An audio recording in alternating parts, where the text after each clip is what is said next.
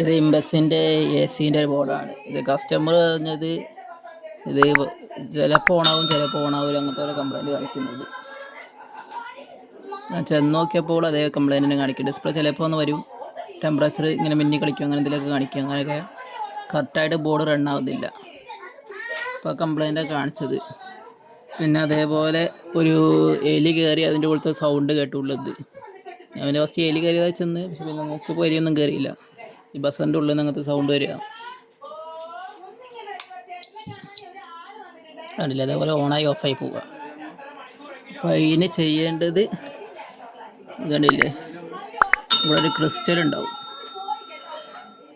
ആ crystal complaint ആയിട്ടാണ്. ആ ക്രിസ്റ്റൽ മാറ്റി വയ്ക്കുക. ആ സെയിം നമ്പറുള്ള ക്രിസ്റ്റൽ വാങ്ങി മാറ്റി വെച്ചാൽ മതി. അതല്ലെങ്കിൽ ഒന്ന് ചൂടാക്കിയാൽ ഏകദേശം കംപ്ലൈൻറ്റ് അറിയാൻ കഴിയും. അപ്പോൾ ചൂടാക്കിയപ്പോൾ സാധനം വർക്ക് ചെയ്യുന്നുണ്ട്.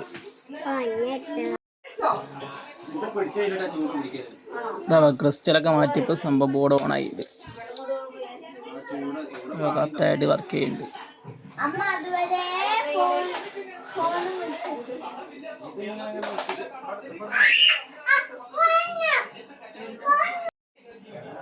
എന്താ ഫാൻ മോട്ടറുടെ എറർ കാണിച്ചിട്ടുണ്ട്, AC എറർ കാണിക്കുന്നുണ്ട്. ബോർഡ് ഓക്കെയാണ്, ഇനി കൊണ്ട് ഫിറ്റ് ചെയ്ത് നോക്കിയാൽ മതി.